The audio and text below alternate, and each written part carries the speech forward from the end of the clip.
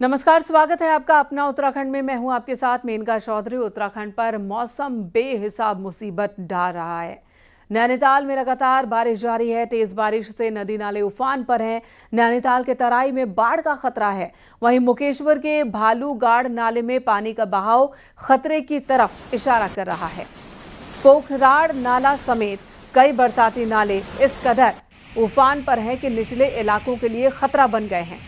हालांकि प्रशासन ने तेज बारिश की वजह से नदी नालों के किनारे बसे लोगों को हटने और सुरक्षित जगहों पर जाने की अपील की है। तेज बारिश की वजह से कई गांव की सड़कें इस वक्त खस्ता हाल हैं।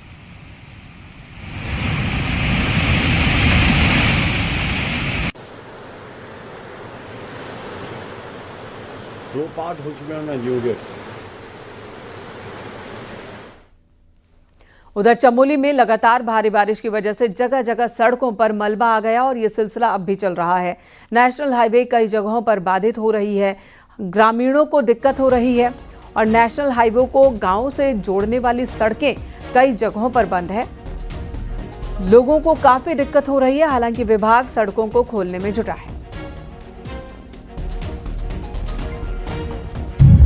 पहाड़ों में लगातार बारिश से जनजीवन अस्त व्यस्त है। सड़कों पर मलबा गिरने का सिलसिला भी जारी है। आप तस्वीरों में देखिए किस तरीके से देर रात को यहाँ पे सड़क मार्ग बाधित हुआ है और उसके बाद यहाँ पे जो ट्रक गुजर रहा था रात को वो यहाँ पे फंस गया। उसके दो टायर नीचे के पूरे यहाँ पे धंस चुके हैं और अब उसको निकालने की कोशिश की जा रही है। ऊपर से लगातार मलबा नीचे की तरफ बह रहा है और इसी तरीके से हालात पहाड़ों में बने हुए हैं। लगातार जिस तरीके से बारिश हो रही है और अगले कुछ दिन और पहाड़ों में इसी तरीके का मौसम बना रहेगा, ये मौसम विभाग का कहना है।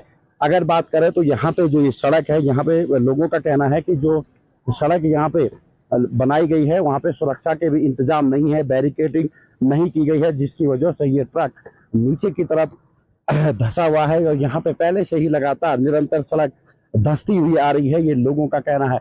लेकिन जिस तरीके से अब यहाँ पे अभी सड़क बंद है, लोग जो सुबह सुबह घरों से निकले हैं वो रास्तों में फंसे हुए हैं और सभी लोग मार्ग खोलने का इंतजार कर रहे हैं। नितिन सोमाल, न्यूज 18, चमोली।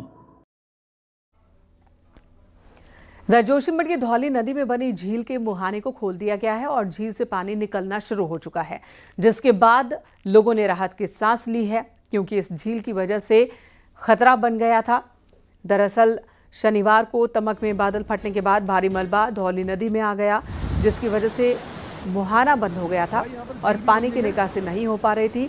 यहाँ एक अस्थायी झील बन गई थी, जिसके बाद मौके पर एसडीआरएफ की टीम पहुंची और जेसीबी की मदद से मलबा हटाया गया। झील से पानी की निकासी शुरू हो गई। भाई यहाँ पर झील भी बन गई है, पर इस झील के लिए बोलते हैं, नहीं तो गांव वाले खतरा है। ठीक है, तो यहाँ पे झील। जोशीमठ के करजी गांव में बारिश से नुकसान हुआ। गांव के ऊपर लैंडस्लाइड हो रहा है, जिसकी वजह से लोग खौफ में हैं और इसी के साथ लोगों को डर है कि उनका मकान भी ना जमींदोज हो जाए। कई मकानों में दरारें पड़ गई हैं। गांव के लोग डरे हुए हैं। मंदिर को भी नुकसान हुआ है।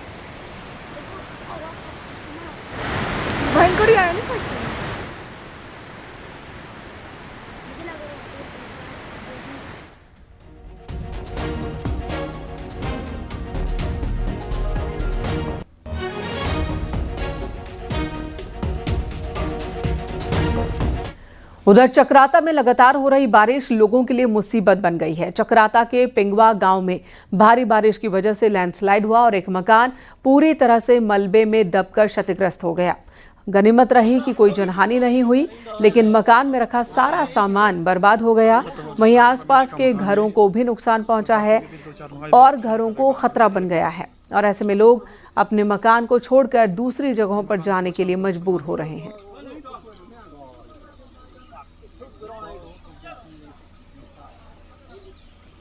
मकान जो है क्षतिग्रस्त हो गया है, देखो पूरा मकान है। इधर जोशीमठ के पल्ला गांव में भारी बारिश की वजह से 32 घरों को नुकसान पहुंचा है। 32 मकानों में दरार आ गई है, जिसके बाद गांव को ही खाली करवा दिया गया। तेज बारिश से गांव में भूधसाव हो रहा है। प्रशासन की टीम लगातार नुकसान का जायजा ले रही है। लोगों को सुरक्षित जगहों पर भेजा गया है।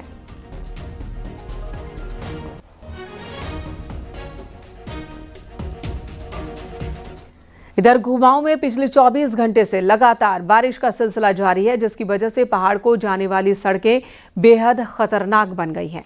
पहाड़ को जाने वाली सड़कों में कई जगह नए लैंडस्लाइडिंग जोन बन चुके हैं।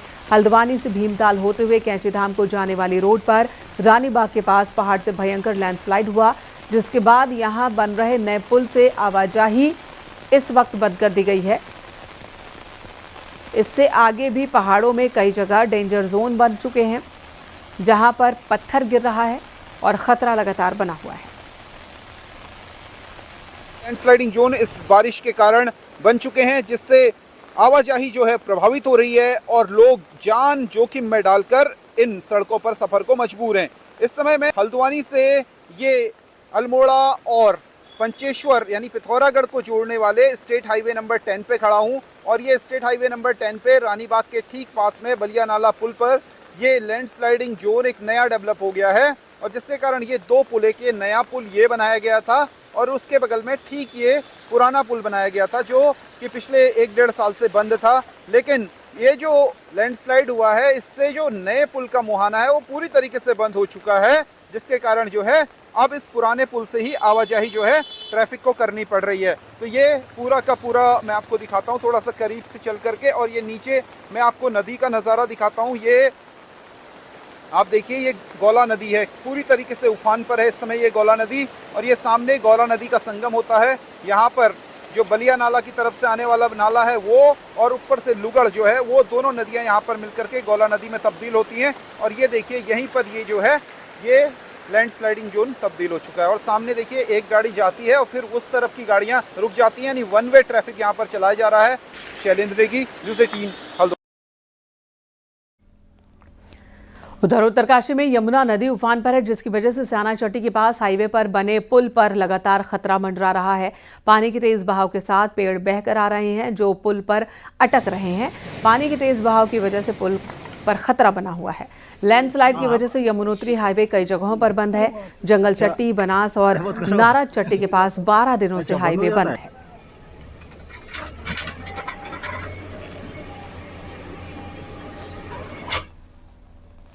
पिथौरागढ़ में लगातार हो रही बारिश की वजह से रोड कनेक्टिविटी पूरी तरह से टूट चुकी है। पिथौरागढ़ धारचूला हाईवे चरमा के पास लैंडस्लाइड की वजह से बंद है। इस रोड के बंद होने से डिडिहाट, धारचूला और अस्कोट का संपर्क पूरी तरह से कट गया। मुनस्यारी को जोड़ने वाली रोड भी कई जगहों पर बंद है। अहम सड़कों के बंद होने से लोगों को दिक्कत हो रही है। रोड बंद है। ये अभी का अपडेट है आज का। ये इधर उत्तरकाशी में लगातार हो रही बारिश की वजह से मुसीबत की स्थिति बन गई। बड़कोट नगर पालिका के वार्ड नंबर 7 में भारी बारिश और भू धंसाव से कई घरों में दरारें आ गई हैं। लोग डरे हुए विस्थापन की मांग कर रहे हैं। एसडीएम ने आपदा प्रभावित इलाकों का जायजा लिया और राजस्व टीम को नुकसान की रिपोर्ट तैयार करने के निर्देश दिए हैं ताकि प्रभावित लोगों की मदद की जा सके।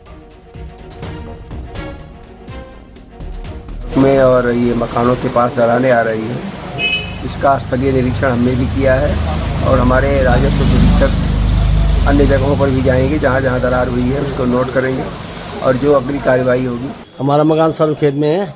हमारा आज लगातार बारिश हुई थी, बहुत ज़्यादा बहुत धसाव हो गया और बहुत दरारें पड़ गए मकानों में, रहना बहुत मुश्किल हो गया। कितने परिवार होंगे लगभग उधर? 5-6 परिवार है। बहुत ज़्यादा धसाव हो रहा है, मकानों में दरारें पड़ गई है। क्या चाहते हैं आप? हमारी कुछ व्यवस्था हो।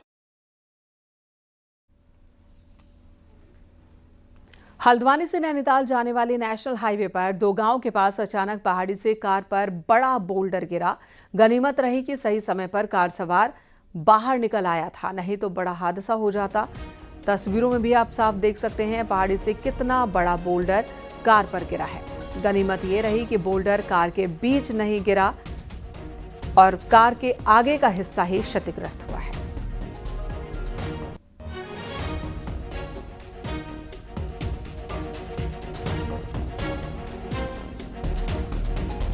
इधर उत्तरकाशी में 80 गंगा घाटी के 7 गांव को जोड़ने वाली सड़क कई दिनों से बंद है, जिस वजह से गांव वालों को दिक्कत हो रही है और इसी के साथ पैदल रास्ते भी ध्वस्त हो गए हैं और लोग जान हथेली पर रखकर सफर करने को मजबूर हैं। पूरे इलाके में बारिश की वजह से स्थिति बहुत ही विकट हो गई है। लोगों ने प्रशासन से जल्द सड़कों को ठीक करने की मांग की है।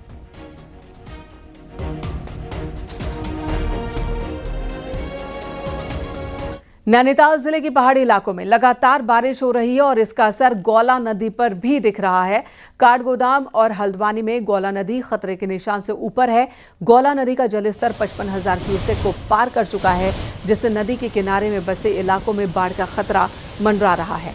प्रशासन की टीमों ने काठगोदाम से लेकर लालकुआं तक नदी किनारे बसे लोगों को हटाने के लिए मुनादी भी की और जो घरों को नुकसान पहुंचाया है उन घरों से बाहर निकाला जा रहा है लोगों को। साथ ही पास के सरकारी स्कूलों में इन सब के ठहरने की व्यवस्था की गई है। 2 दिन का रेड अलर्ट है। सभी स्थानों पर अत्यधिक बारिश हो रही है, लगातार बारिश हो रही है। वर्तमान में गौला का भी जलस्तर बढ़ा है। ऐसे व्यक्ति जो गौला के समीप रह रहे हैं उन सभी लोगों से अपील की जा रही है कि अपना खाली कर लें। जो बिल्कुल खतरनाक वाली स्थिति में रह रहे हैं उनको बलपूर्वक खाली कराते हुए उनको सुरक्षित स्थानों पर ले जाया जा रहा है। हरिद्वार में हो रही बारिश के बाद गंगा का जलस्तर लगातार बढ़ रहा है। भीमगोड़ा बैराज पर गंगा नदी खतरे के निशान को पार कर चुकी है। भीमगोड़ा बैराज पर आज 293 मीटर ऊपर जलस्तर पहुंच चुका, जिसे देखते हुए निचले इलाकों में रहने वाले लोगों को अलर्ट किया गया है।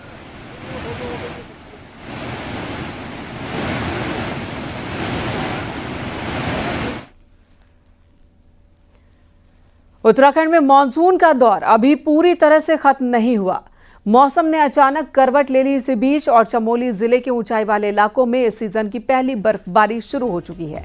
बद्रीनाथ धाम, हेमकुंड साहिब और नीलकंठ पर्वत जैसी ऊंची चोटियों पर बर्फबारी हुई। अचानक हुई बर्फबारी ने इन क्षेत्रों में मौसम बेहद ठंडा कर दिया है।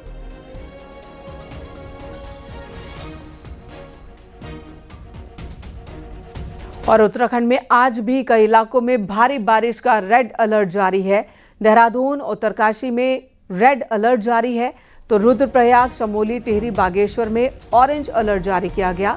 5 सितंबर तक प्रदेश में बारिश का दौर चलता रहेगा। बारिश के अलर्ट को देखते हुए टिहरी समेत 10 जिलों में आज भी स्कूलों को बंद रखा गया है। इसी के साथ सभी जिलों के डीएम को एडवाइजरी भी भेजा गया है।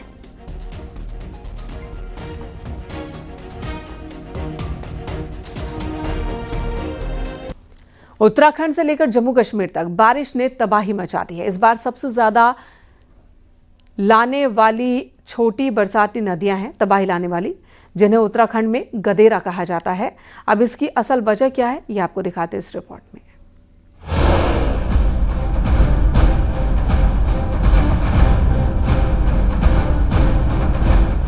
उत्तराखंड से लेकर हिमाचल और जम्मू कश्मीर तक बारिश अपना तांडव मचा रही है। पहाड़ों में जब बादल बरस रहे हैं तो सिर्फ बड़ी नदियां ही नहीं बल्कि वो छोटे छोटे गाढ़ गदेरे भी विकराल रूप ले रहे हैं, जो सामान्य दिनों में एक नाले से ज्यादा नहीं लगते। उत्तराखंड के धराली से लेकर स्याना चट्टी, हिमाचल से लेकर जम्मू कश्मीर तक आई आपदाओं के पीछे यही गाढ़ गदेरे तबाही का सबब बने हैं। पहाड़ों में ढलान तीखे हैं और गदेरों का रास्ता संकरा है। जैसे ही तेज बारिश होती है या बादल फटते हैं, पानी की रफ्तार कई गुना बढ़ जाती है और फिर रास्ते के हर अवरोध को तोड़ते हुए शुरू होती है तबाही। उत्तराखंड में अभी तक आई बड़ी आपदाओं के पीछे यही गाढ़ गदेरे मुख्य कारण रहे हैं। कुछ बड़ी आपदाओं की बात करें तो 1970 में बिरही गाड़, पाताल गंगा में भूस्खलन से बनी झील टूटी, अलकनंदा नदी में बाढ़ आई, कई बस्तियां तबाह हुई, 53 की मौत हुई। 1978 में उत्तर काशी के डबरानी में कनोडिया गाड़ में बादल फटा, भागीरथी नदी पर बना अस्थायी बांध टूटने से ऋषिकेश तक तबाही मची। 1998 में पिथौरागढ़ में मालपा गाड़ ने तबाही की बाढ़ लाई, कैलाश यात्रियों समेत 221 लोगों की मौत हो गई। 2021 में चमोली की ऋषि गंगा में भारी तबाही आई। 200 से ज्यादा लोगों की इस हादसे में मौत हो गई। 2 अगस्त 2025 को धराली में खीर गंगा में तबाही मची, तो 21 अगस्त 2025 को सियाना चट्टी में बरसाती नाला उफान पर आया। नाले की वजह से यमुना नदी में बड़ी झील बन गई। आप सोचते हैं अरे ये छोटी सी जलधारा क्या करेगी, तो देख तो दिया आपने, धराली में देखा, आपको दरसिल में देख लिया, कई जगह आप देख रहे हैं। वो बड़ी बड़ी नदियाँ कुछ उनके सामने बेबस नजर आती हैं। इसका इलाज तब तक नहीं हो सकता जब तक आप उत्तराखंड का जो जल तंत्र है, जो नदियों का आपका सिस्टम है, और जब तक उसका भूगोल है, तब तक उसका अध्ययन नहीं किया जाता, तब तक इसका कोई इलाज नहीं हो सकता है। वैज्ञानिक कहते हैं कि हिमालय से निकलने वाले गाड़ गदेरों का प्रबंधन और नियमित मॉनिटरिंग जरूरी है। इन पर गहराई से अध्ययन के साथ ही इनके आसपास बसावट को लेकर भी सख्त नियम बनाए जाने चाहिए। तो हमारे जो पूर्वज थे वो कभी भी नदी नालों के किनारे या खेती वाली ज़मीन के ऊपर नहीं बसते थे। वो बसने के लिए ऊपर ऊंचे स्थानों में जाते थे। अभी सियाना चट्टी में जो हुआ उसके बाद आपने भी देखा होगा कि कुछ गांव, डबरानी है और दूसरा एक आध गाँव थे जो कि आपदा से, पानी भराव से प्रभावित होने के बाद अपने पुराने स्थानों पे वापस चले गए। जो राज्य सरकार हैं उनसे ये गुजारिश की जाती है कि इस विषय पे सोचें कि नदी और रिवर वैली के जो प्रोजेक्ट्स हैं, जो रास्ते हैं, जो उनके टेरेस हैं, वहाँ पर ऐसी कोई संरचना, कार्यक्रम, बिल्डिंग और अन्य ऐसे बिल्डिंग के बारे में ना सोचे, ना बनाए और ना बनाए, नया भी ना बनाए। मतलब साफ है, हिमालय के इन छोटे जल स्रोतों को हल्के में लेना भारी पड़ सकता है। इनकी अनदेखी नहीं, वैज्ञानिक निगरानी और कड़े कानून जरूरी हैं, वरना ये शांत गाड़ गदेरे फिर किसी दिन सब कुछ बहा ले जाएंगे। फिर चाहे वो पुल हो, सड़कें हों या फिर इंसानी जिंदगियां। देहरादून से न्यूज़ 18 के लिए सुनील नौप्रभात की रिपोर्ट।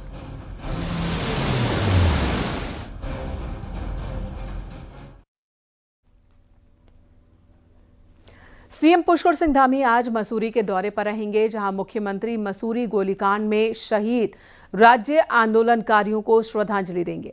आपको बता दें, 1994 में आज ही के दिन मसूरी गोलीकांड हुआ था। यूपी से अलग राज्य उत्तराखंड की मांग कर रहे 6 राज्य आंदोलनकारी उस दौरान शहीद हुए थे। सीएम पुष्कर सिंह धामी सुबह 11 बजे मसूरी पहुंचेंगे।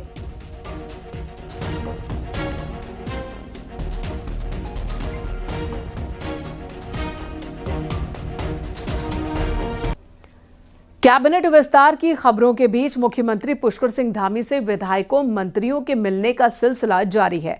सोमवार शाम पौड़ी जिले से कैबिनेट मंत्री सतपाल महाराज, कैबिनेट मंत्री धन सिंह रावत ने मुख्यमंत्री आवास पर सीएम से मुलाकात की और इस दौरान राज्य के कई अहम मुद्दों पर बातचीत हुई। सोमवार को ही हरिद्वार से विधायक और पूर्व कैबिनेट मंत्री मदन कौशिक, विधायक सविता कपूर, निर्दलीय विधायक संजय डोभाल ने भी सीएम से मुलाकात की।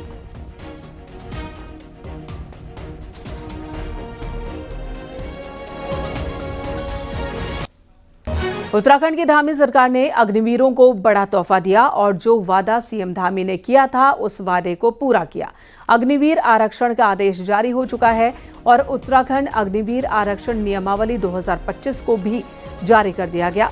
उत्तराखंड में अब वर्दीधारी सेवाओं में अग्निवीरों को 10% आरक्षण दिया जाएगा और इससे पहले से ही धामी सरकार मंजूर कर चुकी थी।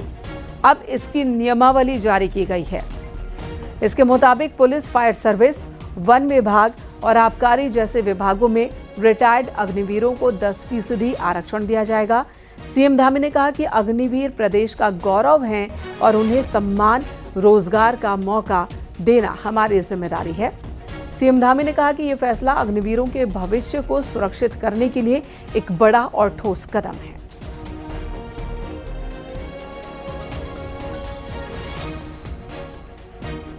इधर उत्तराखंड बीजेपी में नेताओं की बयानबाजी से घमासान छिड़ा है और अपने नेताओं की बयानबाजी बीजेपी संगठन को भी परेशानी में डाल रही है। जिसे लेकर बीजेपी प्रदेश अध्यक्ष महेंद्र भट्ट ने आज बयानबाज नेताओं को तलब किया। विधायक बिशन सिंह चूफाल, विधायक अरविंद पांडे, दायित्वधारी हेमराज बिष्ट तलब किए गए। आपको बता दें, बीते रोज बीजेपी के विधायक बिशन सिंह चूफाल ने दायित्वधारी हेमराज की मांग पद से हटाने की मांग की थी, तो हेमराज बिष्ट ने विधायक चूफाल पर अपने परिवार को आगे बढ़ाने के आरोप लगाए थे।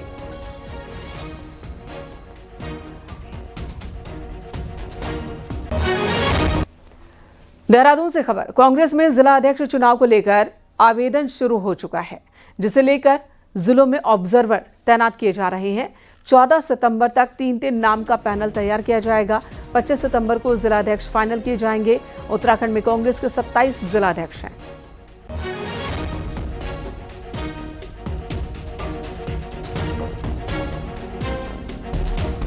उत्तराखंड इन दिनों मां नंदा की आराधना में डूबा है। नैनीताल में नंदा की पंच आरती आकर्षण का केंद्र है, तो दूर दूर से भक्त सरोवर नगरी नैनीताल पहुंच रहे हैं मां के दर्शन के लिए।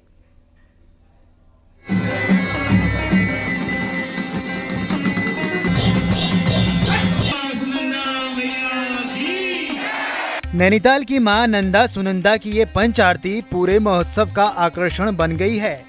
घंटियों की गूंज और ढोल की थाप पर मंदिर का दृश्य भक्ति के रंग में रंगा हुआ है। दिन भर दर्शन के बाद शाम ढलते ही पंच आरती में लोग शामिल होने पहुंच रहे हैं। पुजारी जैसे ही आरती शुरू करते हैं तो वहां मौजूद सभी लोग मां की भक्ति में डूब जाते हैं। यहाँ का माहौल बहुत ही अच्छा है, पावन है, और जब हमने पंच आरती देखी, मेरा ये फर्स्ट टाइम है यहाँ का पंच आरती देखने का, और इसको देख के मुझे बहुत अच्छा लगा। मतलब मन बिल्कुल पावन हो गया देख के। ये माँ भगवती की कृपा ही है कि माँ भगवती की हम पे इतनी कृपा हुई कि हम धर्म नगरी से माँ के दरबार में आए और इतने अच्छे समय पर आए कि हमें माँ का भरा हुआ दरबार देखने को मिला। ये हम लोगों के अच्छे कर्म, अच्छी किस्मत ही है कि हम माँ के नगरी में आके, माँ नैना देवी की नगरी में आके उनके दर्शन प्राप्त किया। और यहाँ की वाइब और यहाँ पे एनवायरनमेंट बहुत ही पॉजिटिव यहाँ पे आके फील हो रहा है, तो मैं बहुत ग्रेटफुल हूँ कि मैं यहाँ पे एक्सपीरियंस कर पाई इस एनवायरनमेंट को, इस कल्चर को यहाँ पे। दरअसल पंच आरती का नंदा महोत्सव में खास महत्व है। इस दौरान पुजारी विशेष पूजा कराते हैं, तो जल, पंचदीप, पुष्प समेत अन्य वस्तुओं से माँ की आराधना की जाती है। मान्यता है कि रोजाना सूर्यास्त के बाद होने वाली पूजा के दौरान पुजारी में देवता का वास रहता है, तो पूरा पंडाल मां नंदा के रूप को देख जयकारों से गूंज उठता है।